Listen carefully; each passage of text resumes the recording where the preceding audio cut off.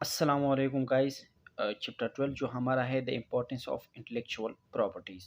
तो आगे बढ़ते हैं, इसमें हम देखते हैं कि इंटेलेक्चुअल प्रॉपर्टी क्या होती है और इसकी क्या इम्पोर्टेंस होती है। इस चैप्टर में जो हम पढ़ेंगे इंटेलेक्चुअल प्रॉपर्टी के बारे में पढ़ेंगे, ये क्या चीज़ होती है, और इसके अलावा हम टाइप्स ऑफ इंटेलेक्चुअल प्रॉपर्टीज़ के बारे में पढ़ेंगे। हम अपने इंटेलेक्चुअल प्रॉपर्टी की किस तरह प्रोटेक्ट कर सकते हैं और इस तरह पेटेंट क्या होते हैं, उसमें ट्रेडमार्क क्या होता है, कॉपीराइट क्या होता है, ट्रेड सीक्रेट क्या होता है, और इंटेलेक्चुअल प्रॉपर्टी ऑडिट हम किस तरह कर सकते हैं। तो पहला जो होता है importance of intellectual properties. Intellectual properties वो क्या चीज़ होती है? इंटेलेक्चुअल प्रॉपर्टी वो होती है, कोई चीज़ मैंने इन्वेंट की या कोई चीज़ मैंने लिख लिया, जो भी चीज़ है लेकिन मैंने कर दिया हो।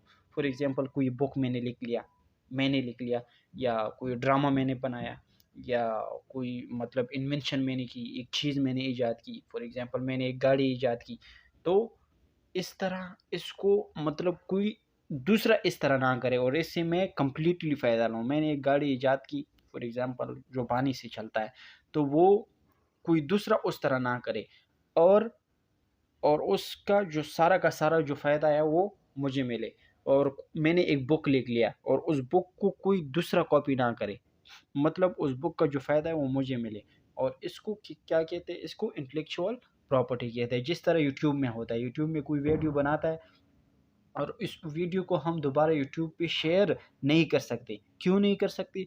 क्योंकि वो उसका हक है, उसने बनाया है वो वीडियो, और उस वीडियो से पैसे कमाना उसका हक है, वो कमाएगा, और उस वीडियो से मैं पैसे नहीं कमा सकता। इस तरह जो भी चीज़ हो आपने इन्वेंट की हो, आपने मतलब अ, उसका मतलब मार्केट में लेके आए हो, और उसी का फ़ायदा आपको ही मिलना चाहिए कि दूसरे की नहीं। इसको इंटेलेक्चुअल प्रॉपर्टी कहते हैं।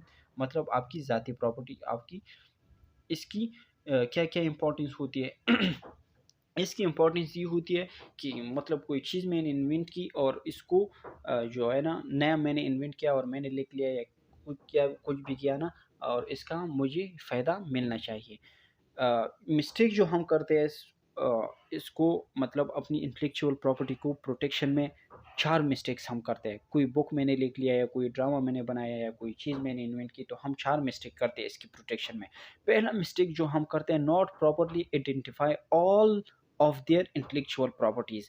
हम अपनी इंटेलेक्चुअल प्रॉपर्टी को आइडेंटिफाई नहीं करते, मतलब उससे ना हम कोई फ़ायदा ले सकते हैं और ना हमें पता नहीं चलता कि हमारी इंटेलेक्चुअल प्रॉपर्टी है क्या? हमें पता ही नहीं चलता। और दूसरा मिस्टेक जो हम करते हैं, not fully recognize the value of their intellectual properties. हम अपनी इंटेलेक्चुअल प्रॉपर्टी की वैल्यू का नहीं नहीं जानते। मैंने एक बुक फॉर एग्ज़ाम्पल लिख लिया। अब मैं कहूँगा कि यार ये क्या बुक मैंने लिख लिया, अपनी अलमारी में रख दिया और इसको मैंने पब्लिश तक नहीं किया, और ये जो मेरी सबसे बड़ी गलती है कि इसको वैल्यू के मैं नहीं जानता, जानने की कोशिश नहीं करता, ये मेरी एक गलती है। Not legally protecting the intellectual property that needs to protecting. हम अपनी जो प्रॉपर्टी होती है, फॉर एग्ज़ाम्पल मैंने एक बुक इन्वेंट किया और इसको मैंने वैसे गूगल पे डाल दिया। उस पे ना कॉपीराइट का जो हो वो मतलब जो होता है कॉपी का जो राइट होता है, ना मैंने वो ले लिया, ना कुछ और कर लिया, बस मतलब लोग उसे कॉपी भी कर सकता है, उससे उससे फ़ायदा भी ले सकता है। हम लीगली प्रोटेक्ट नहीं करते किसी चीज़ को, उस पर हम कॉपीराइट लगा दें अपनी बुक पे गूगल में, जो दूसरा कोई भी उसे कॉपी ना कर सके। फॉर एग्ज़ाम्पल बहुत सी वेबसाइट है, जिस तरह लिटचार्ट में हम किसी चीज़ को, हर एक चीज़ को हम कॉपी नहीं कर सकते। कॉपी अगर कर भी सकते हैं, वो उसकी जो इम्पोर्टेंट चीज़ें है वो होती है, वो हमें दिखाता भी नहीं है। अगर वो आप देखना चाहते हो तो सिर्फ़ आपको फिर पैसे पे करने होंगे। इसको लीगली प्रोटेक्टिंग कहते हैं। हम अपनी इंटेलेक्चुअल प्रॉपर्टी को लीगली प्रोटेक्ट नहीं करते। Not using their intellectual property is a part of their और आर प्लान फॉर सक्सेस। हम अपनी इंटेलेक्चुअल प्रॉपर्टी को सही तरह कामयाब करने में के लिए हम यूज़ ही नहीं करते। फॉर एग्ज़ाम्पल मैंने एक काम कर दिया, एक इन्वेंशन मैंने कर दिया, वैसे उस इन्वेंशन को मैंने ज़ाया किया, किसी को बताया तक नहीं, न मतलब मीडिया तक लेके गया, कुछ भी नहीं किया उसके लिए। अपनी जो होती है ना, उसकी जो सक्सेस के लिए जो काम होता है वो मैंने नहीं किया। ये 4 मिस्टेक है जो हम अपनी प्रॉपर्टी को मतलब प्रोटेक्ट करने में हम करते हैं। आगे बढ़ते हैं, हम अपनी प्रॉपर्टी को किस तरह लीगली प्रोटेक्ट करते हैं और हमारी प्रॉपर्टी क्या-क्या होती है, हम किस तरह ले प्रॉपर्टी को प्रोटेक्ट करते हैं। इसके 4 तरीके हैं, जो 4 तरीकों से हम अपनी प्रॉपर्टी को प्रोटेक्ट कर सकते हैं। पहला जो है पेटेंट, और दूसरा जो होता है ट्रेडमार्क्स, तीसरा जो होता है कॉपीराइट, चौथा जो होता है ट्रेड सीक्रेट। बाकी बाकी जो पूरा चैप्टर है इसी 4 बातों की बेसिस पे है। पहला जो होता है पेटेंट्स। पेटेंट्स क्या होते हैं? अब आगे बढ़ते हैं, पेटेंट्स के बारे में देखते हैं। पेटेंट्स जो होता है ये एक ग्रांट होता है जो हमें फेडरल गवर्नमेंट से मिलता है।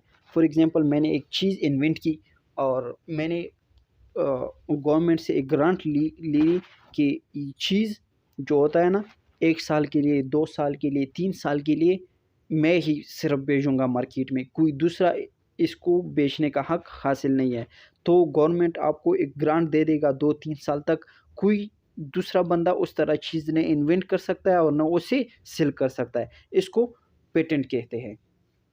मतलब फॉर एग्ज़ाम्पल पाकिस्तान में मैंने एक कोई चीज़ इन्वेंट की, फॉर एग्ज़ाम्पल कोई भी चीज़ मैंने इन्वेंट की और मैं चला गया वहाँ पे अपनी हुकूमत से ग्रांट ले लिया कि इसमें ये चीज़ मैंने इन्वेंट किया, मुझे ग्रांट दे दो। ग्रांट आपको हुकूमत की तरफ से मिलेगा, जितने भी उसकी तरफ से मिल गया आपको, मतलब उसके लिए एक ड्यूरेशन होती है, वो बाद में आपको एक्सप्लेन करूँगा कि हर चीज़ की क्या-क्या ड्यूरेशन होती है, और वो मुझे ड्यूरेशन दे देगा और उस चीज़ को मैं सिर्फ मार्केट में इन्वेंट भी करूँगा और बेचूँ भी। मैं ही सेल करूँगा और उससे फ़ायदा सिर्फ मैं ही लूँगा। इसको पेटेंट कहते हैं। अब 3 basic requirement for obtaining of patent. कोई चीज़, किसी चीज़ में मैंने एक चीज़ इन्वेंट की, उसके लिए मुझे 3 बेसिक रिक्वायरमेंट जो होते हैं, जिसके लिए मैं जिस उस बेसिक रिक्वायरमेंट की वजह से मैं पेटेंट हासिल कर लूँ फेडरल गवर्नमेंट से। पहला जो होता है वो यूज़फुल, मतलब आपने इस तरह चीज़ इन्वेंट करना हो जो यूज़फुल हो, मतलब इस्तेमाल होने के काबिल हो। इस तरह कोई चीज़ आपने इन्वेंट ही नहीं करनी जो इस्तेमाल के काबिल ना हो, मतलब इस तरह चीज़ आप इन्वेंट करें जो मतलब इस्तेमाल ही ना हो।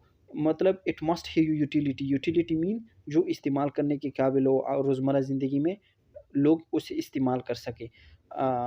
दूसरा जो है novel, it must be different from what has come before, not on the prayer art. आपने इस तरह चीज़ इन्वेंट करना है जो इससे पहले इजाद ना हुआ हो, इस तरह चीज़ आपने इन्वेंट करनी है, इस तरह कारोबार आपने स्टार्ट करना है।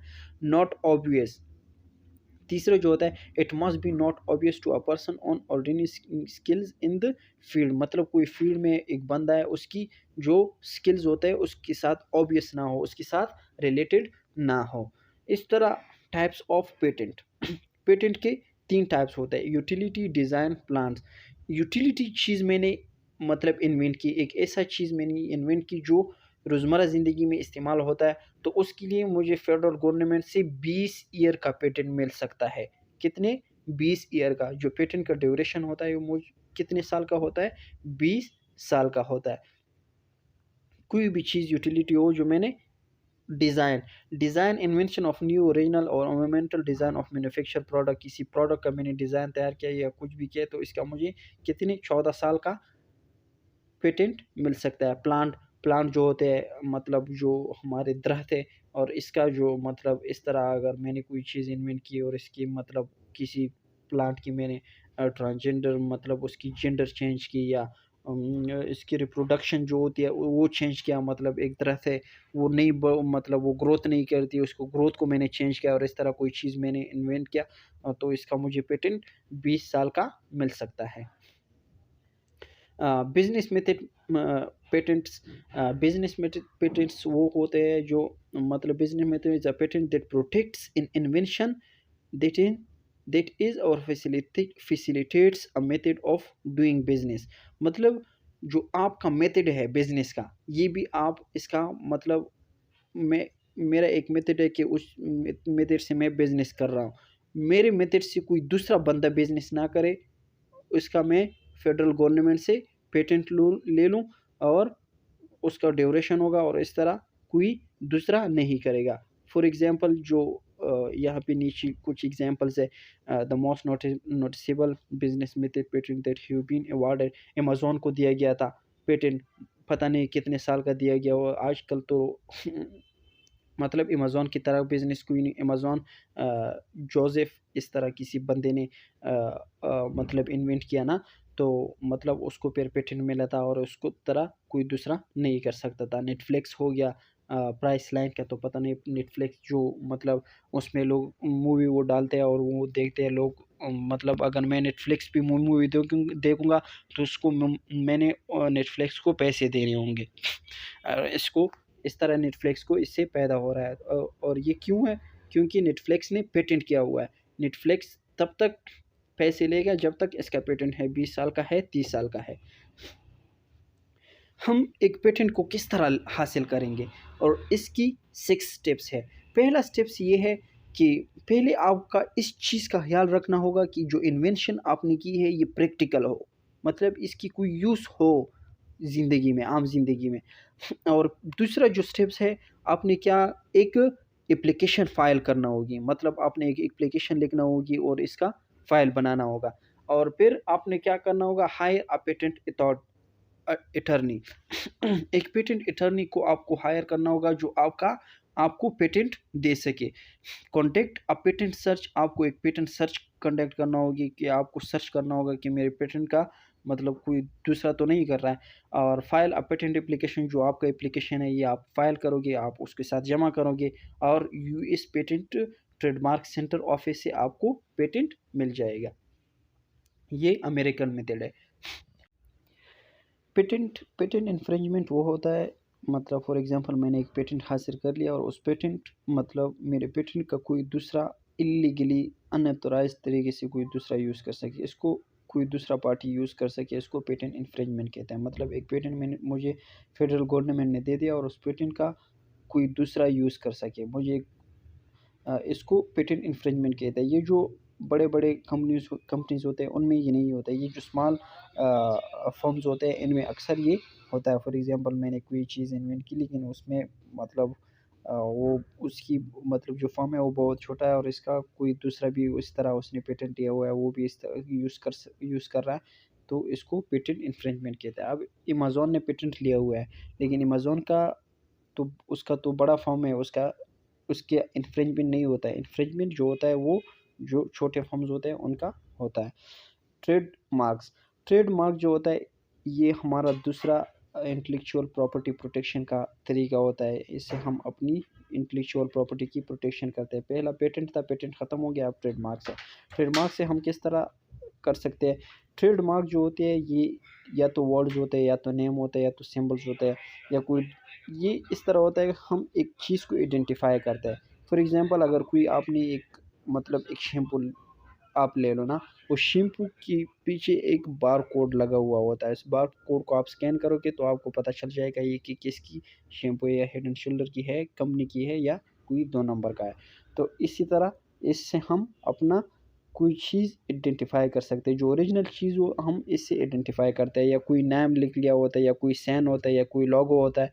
इससे हम अपनी मतलब एक मार्क सा होता है, कोई प्रोडक्ट में हम इन्वेंट करें उस पे हम एक लोगो लगाए, या कोई साइन लगाए, या कोई बारकोड लगाए, इसको हम ट्रेडमार्क कहते हैं। ट्रेडमार्क से हम अपनी प्रॉपर्टी की प्रोटेक्ट कर सकते हैं।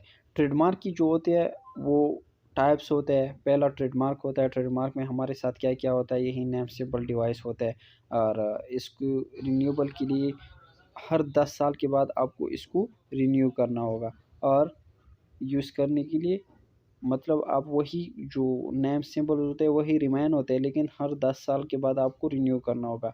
सर्विस मार्क वो होते हैं जो किसी सर्विस के लिए, फॉर एग्ज़ाम्पल अमेज़न का अपना ये एक सर्विस है, ये एक मतलब एक चीज़ तो नहीं है अमेज़न, वो तो पूरी एक सर्विस है। अमेज़न हो गया, शॉपिफ़ाई हो गया, अलीबाबा हो गया, इस तरह ये जो होते हैं ये सर्विस होता है। इसको रिन्यू करने के लिए भी आपको 10 साल के बाद, हर 10 साल के बाद आपको इसका जो ट्रेडमार्क है ये रिन्यू करना होगा, इसको सर्विस मार्क कहते हैं।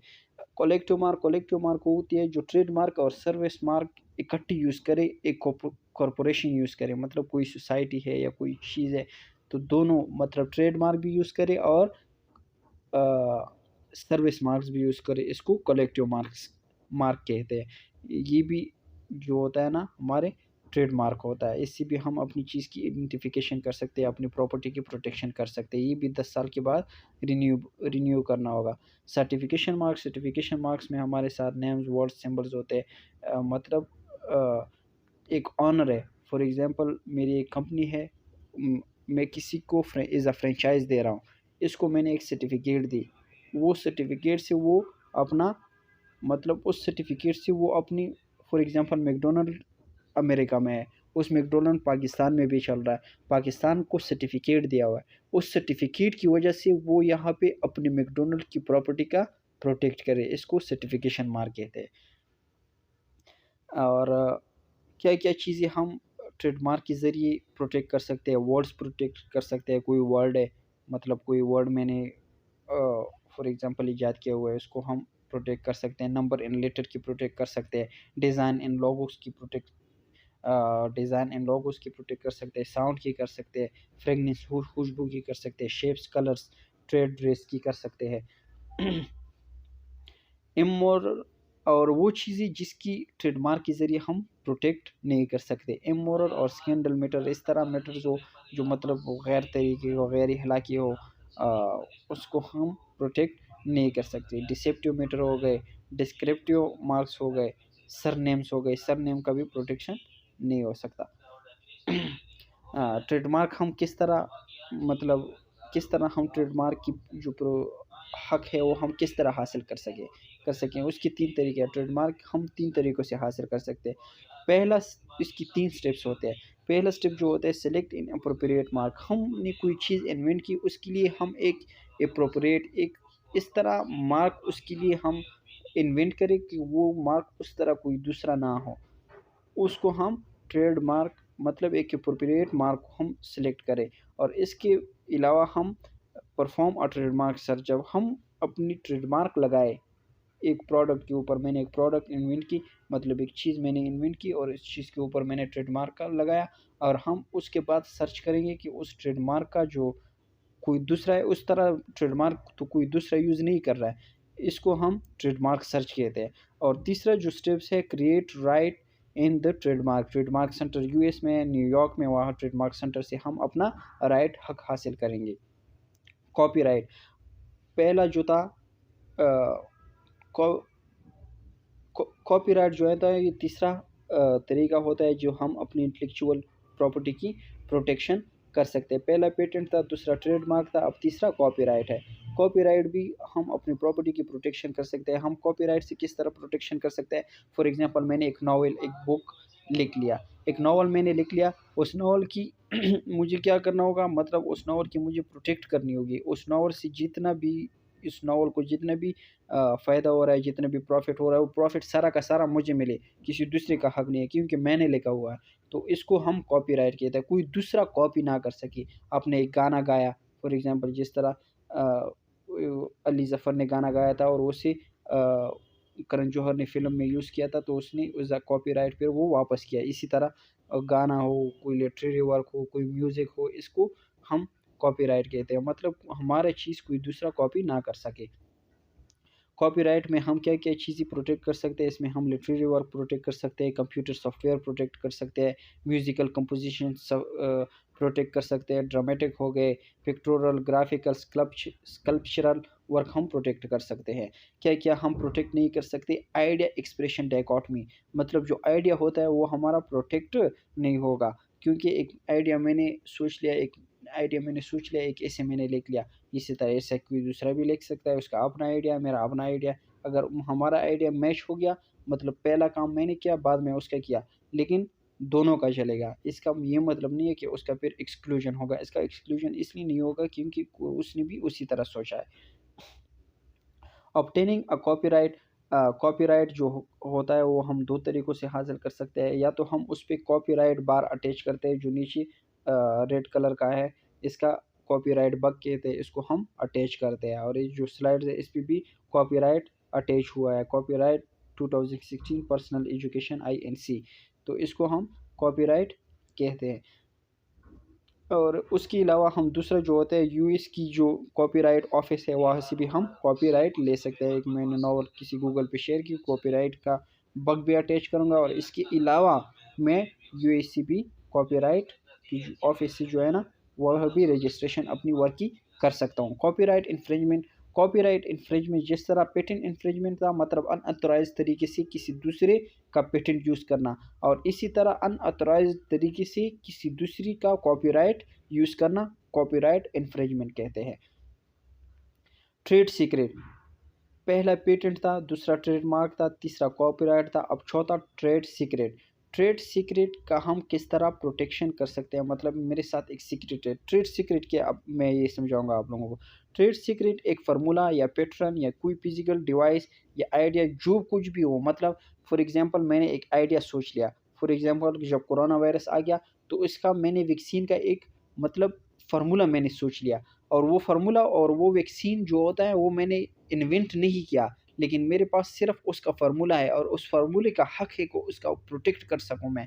कोई दूसरा बंदा उस फार्मूले पे वैक्सीन ना बनाए, इसको ट्रेड सीक्रेट कहते हैं। मतलब मेरे साथ एक सीक्रेट है उसकी, मतलब उसके साथ उस बिजनेस करने का एक सीक्रेट है। मैंने एक फार्मूला इन्वेंट किया और उस फार्मूले का प्रोटेक्ट करने का मुझे हक है, और उस फार्मूले पे कोई दूसरा बंदा वो वैक्सीन ना बना सके, इसको ट्रेड सीक्रेट कहते हैं। कोई फार्मूला हो, कोई पैटर्न हो, कोई फिजिकल डिवाइस हो, जो कुछ भी हो, मतलब आप इज़ अ सीक्रेट हो, मतलब आप अपने पास रख लिया, कोई दूसरा उस मतलब आपने इन्वेंट नहीं करना उसको, मतलब उसको अभी नहीं लेके आना है, आपने थोड़ा बाद में लेके आना है, लेकिन कोई दूसरा उसको आपसे पहले ना लेके आए मार्केट को, इसको ट्रेड सीक्रेट कहते हैं। ट्रेड सीक्रेट प्रोटेक्शन भी आपको करना होगी।